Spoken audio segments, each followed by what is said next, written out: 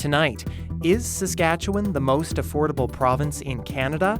We break down the province's claim. Also, they were sexist and wrong. Regina's mayor finally voices her opinion on the Experience Regina controversy. Plus, she fled Afghanistan when the Taliban seized control. Now, a Saskatoon student is celebrating a big scholarship win. This is CBC Saskatchewan News.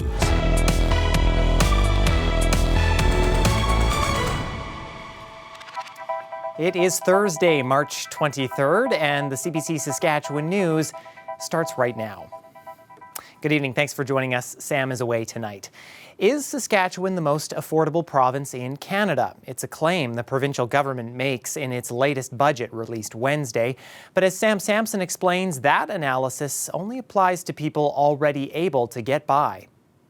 This is kind of like their getaway from what they go through at home, like living in poverty. Cheyenne Gopher helps families in Regina get shelter and food they can afford, something she struggles with too. Her family lives off $45,000 a year. I can't imagine what my clients are dealing with. Some people are homeless. Some people are digging in the garbage for food. The Saskatchewan government claims this is the most affordable province in Canada. Let's break that down. The Finance Department combined housing costs in Regina with provincial utilities and taxes. It compared that total to other Canadian cities. Saskatchewan is the most affordable province for home-owning families of four who make more than $75,000 a year. It's the second most affordable province for single renters who make at least $40,000. But about half of all Canadians make less than $41,000 a year. So this formula of affordability doesn't add up for everyone.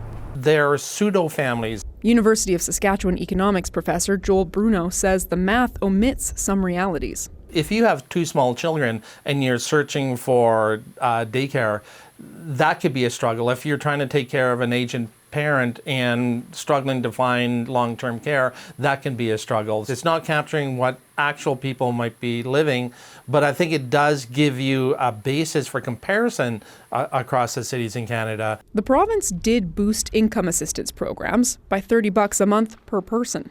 Peter Gilmer was hoping for a $300 increase and a boost to Canada's lowest minimum wage. It's not just people who are largely reliant on income security programs, but indeed that for the working poor who are stuck at very low wages, the ability to meet cost of living factors nowadays is extremely tough. I try to be a smart shopper by buying things in bulk.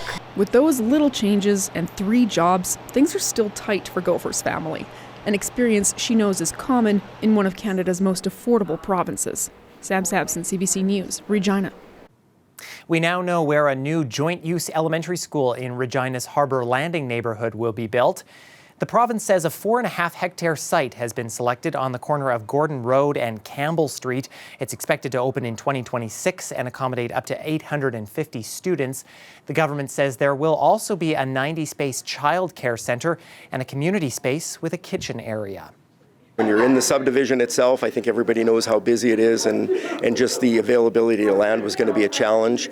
You go north and you're at the airport, you go east and you're on the other side of the Louvain, you go south and it's the #1 highway, and so really there's only one direction to go. The facility will have both a public and a Catholic school, just like the neighborhood's first joint-use school that opened in 2017.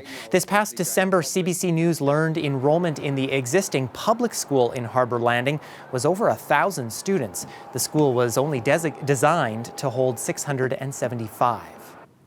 Some scary moments for students at the University of Regina today. Police had to perform a high-risk stop of a city transit bus after getting a report of a man on board with a gun.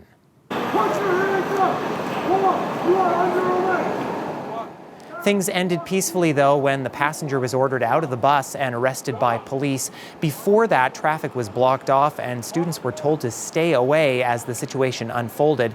A 17-year-old boy has been charged with mischief in connection with the incident. Police can't name him because of his age, but they say no firearms were found and no one was hurt. Well, as you've probably heard by now, the new tourism campaign for Regina has gained international attention for all the wrong reasons. Now, nearly a week after its launch, Mayor Sandra Masters is weighing in. Daniela Ponticelli reports. The controversy over the newly rebranded Experience Regina stems from its unofficial slogans, one being the city that rhymes with fun. The tourism group was quick to apologize and remove the language. Regina Mayor Sandra Masters says those slogans were not part of the original brand she was presented on March 7th. They were sexist and wrong, and they hurt and impacted people, and it's just bad for the city. The mayor says there was a misstep in the approval process, with a manager unexpectedly away. Regina Exhibition Association Limited, known as REAL, oversees the city's tourism arm. Its board of directors is meeting Thursday night to review exactly what happened. Tim Reed, the CEO of Experience Regina and REAL, says the investigation will evaluate everything, including whether he should resign. Ultimately, this is my responsibility. And I've certainly suggested I'm open to any conversation they wish to have. I haven't had that conversation right now with anybody, but I certainly regret where we stand. And I also am very accountable to the fact that as a leader, my job was to make sure those things don't happen. Mayor Masters says overall she likes what she saw originally for Experience Regina, a phrase first made popular in a viral video from 2008. But with international attention focused on the fallout, one marketing and PR expert says it will be tough to come back from. It's the brand of the destination. So whether you find it funny or humorous or otherwise, did it make you want to go there? Like, did you go to Google and check out the flights to Regina? Probably not. The Experience Regina campaign cost about $30,000. Neither the mayor nor Reed could say what will happen next. The REAL board will, however, brief council on its findings at a later date, most likely in private, as it will involve personnel.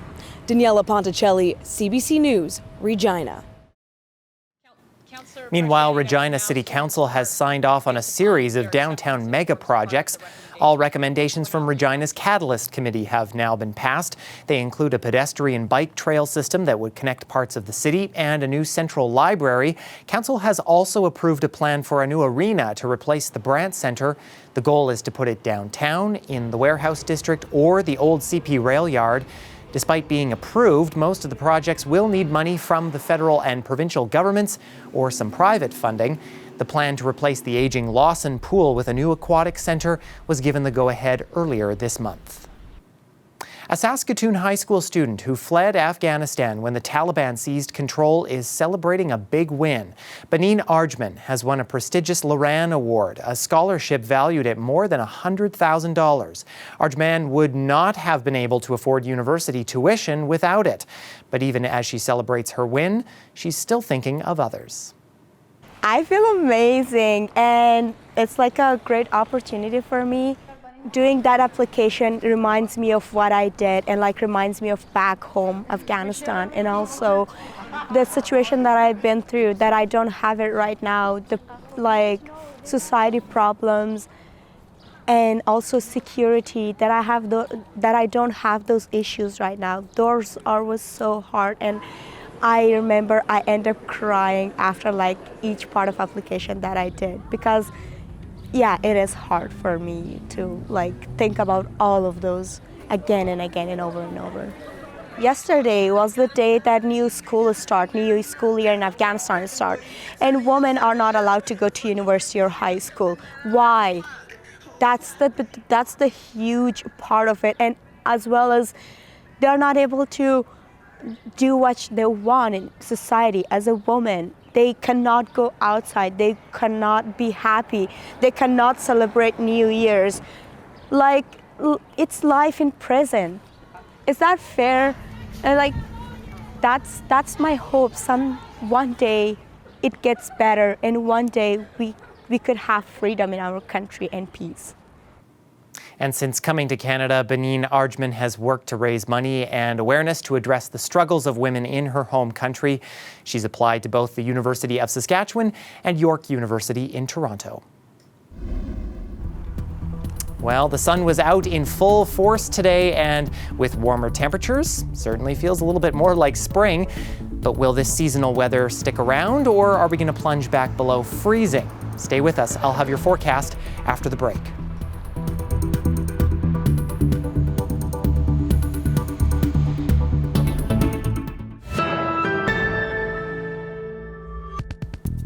Welcome back. Dozens of people in a BC community have been receiving Uber Eats deliveries they didn't order. These residents say hundreds of packages have been piling up on doorsteps and they have no idea who has been paying for them. Yasmin Gondam has more. 2 bottles of water, a single donut. One of our neighbors here got a bowl of gravy. In just a week, one resident has received more than 30 deliveries of bizarre food items. Either we weren't home and they were just kind of like left on our patio, or like multiple delivery drivers at the same time, like carrying bags, were ringing our doorbell and kind of saying, "Here's your delivery." And I was like, we didn't order any of it. She's trying to do what she can to stop the orders, but they just keep piling up. All of it with someone else's name written on the receipt. And I was like, what is the address to this stuff? And they were showing kind of phone numbers, and the phone numbers were like 505-555-5555. So it kind of didn't make any sense. But this is where they were told to drop. And so, they were able to take it away, but they had no idea what was happening because they're just fulfilling their duties as drivers. As it turns out, many people in the neighborhood have been inconvenienced. Hughes has tried calling Uber Eats for answers and was unable to speak to anyone at the food delivery service. In a statement to CBC, the company says they have banned accounts related to the orders and will take action if the unsolicited orders continue. She also contacted the police, who told her there's not much they can do. It could have been a concern for if someone was checking to see if there were residents home, maybe for a potential break-in, or if there was some like odd kind of people in the neighborhood, or if it was kind of a credit card scam. So to be sure to check my Uber Eats account, make sure my credit cards were fine. Residents say the worst was on Thursday. But somebody sent me a photo of their front porch where animals had clearly gotten into the McDonald's bag and the food was spread everywhere. It's a strange phenomenon, but not so unique. This week, residents of a Los Angeles neighborhood also complained after being inundated with orders. The LA Times reports Uber Eats has taken action against the accounts responsible. As for these neighbors, they're hoping the free fast food deliveries dry up. Yasmin Gandam, CBC News, New Westminster. This weather update is brought to you by It's March, It's Madness at Capital GMC Buick Cadillac.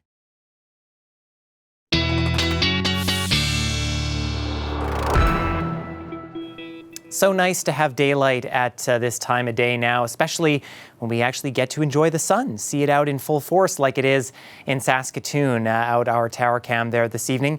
And still quite warm actually as well. Let's take a look now at our current temperatures across the province, and really a lot of us sitting around the freezing mark, a little cooler where that system is moving through the northern portion of the province. Maple Creek, you got just shy of double digits today.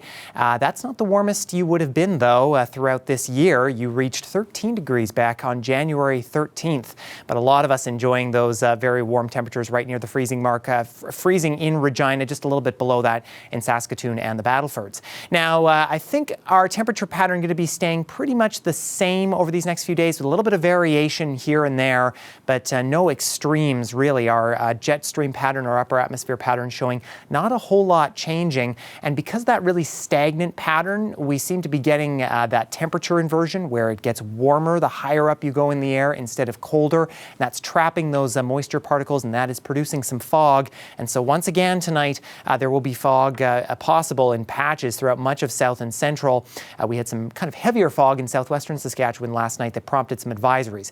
Now, in terms of air quality, it's the worst right now in southeastern Saskatchewan. Again, it's only at a moderate level, but even if you are a little bit susceptible to air particles and a little bit of reduced air quality, you may notice that through the night tonight and even through tomorrow. In terms of our systems throughout the next 36 hours here, again, that system bringing snow to the far north of the province going to begin moving out. Tomorrow, we're looking at another mostly sunny day, I think, in southern Saskatchewan, but some cloud cover building in, especially to portions of the northern grain belt.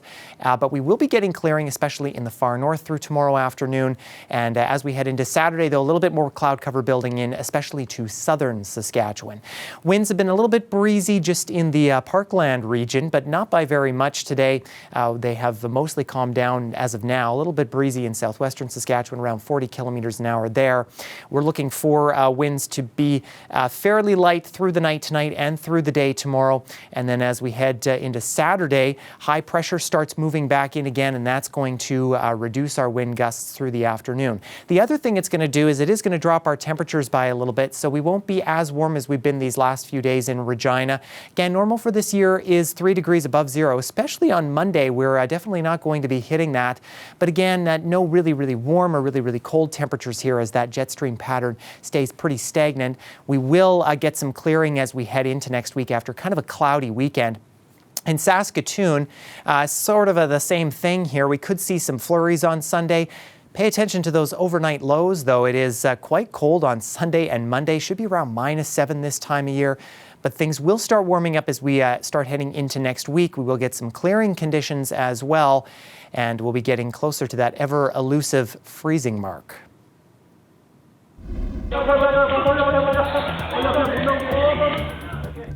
A zebra was on the lam in the streets of Seoul, Korea today. His stripes may be camouflage in the wild, but made him pretty easy to spot in the city. A team arrived pretty quickly, though, to give him a sedative and take him home. The zebra lives at a children's zoo nearby, so seems appropriate that he wanted a bit of an adventure. We're back after the break.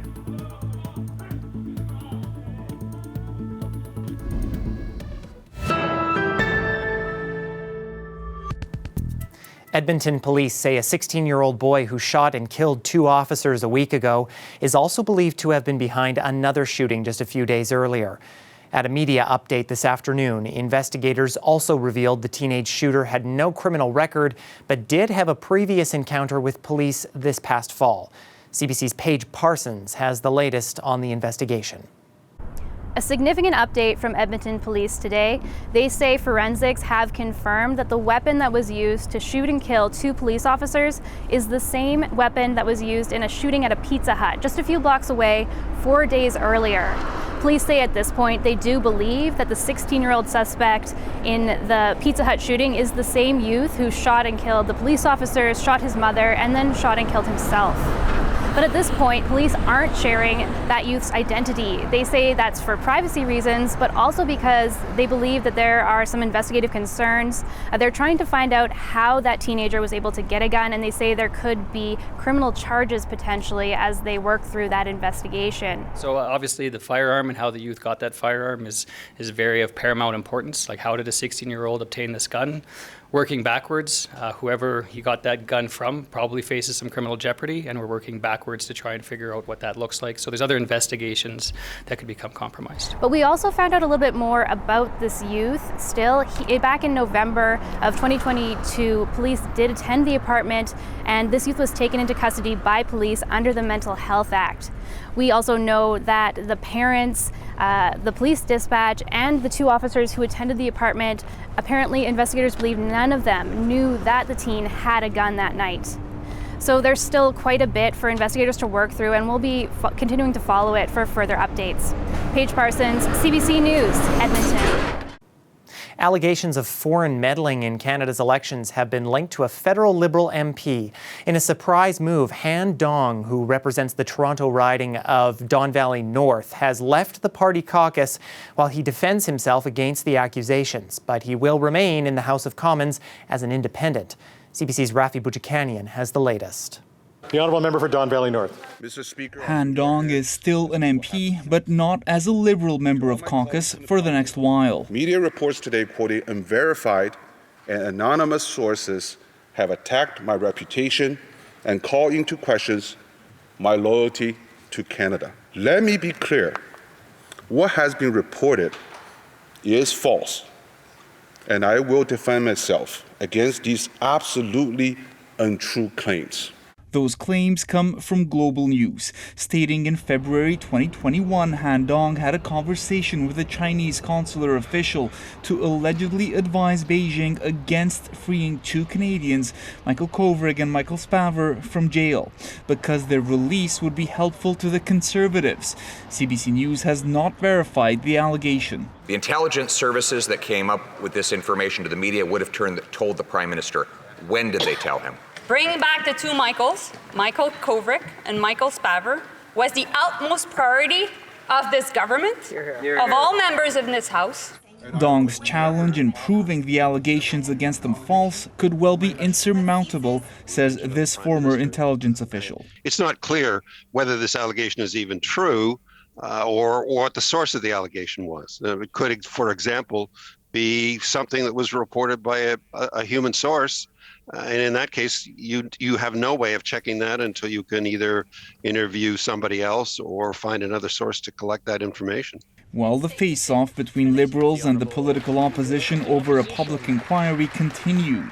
Mr. Singh. The NDP's motion pushing for one passed after it was endorsed by all parties except the governing Liberals. The Liberals for now have said they want to give the special rapporteur they've appointed 2 months to decide whether to recommend a public inquiry, and the motion today is non-binding, though it keeps adding to the pressure. Even Dong himself voted for it, his first move as an independent MP, placing the ball in his former caucus's court. Rafi Bujikani, CBC News, Ottawa. U.S. President Joe Biden is in Ottawa tonight for a 2-day working visit with Prime Minister Justin Trudeau. It's his first official trip since winning the presidency more than 2 years ago. He's accompanied by First Lady Jill Biden. Biden met with the Governor General before traveling to Prime Minister Justin Trudeau's residence. The two leaders are set to hold a series of meetings, and ahead of talks, CBC News has been told by sources that Canada and the United States have a new border agreement. Barring any unexpected last-minute surprises, it will be announced by the leaders tomorrow. The busy agenda includes discussion about the ongoing war in Ukraine and the crisis in Haiti and trade. The U.S. president will deliver a speech to Parliament tomorrow.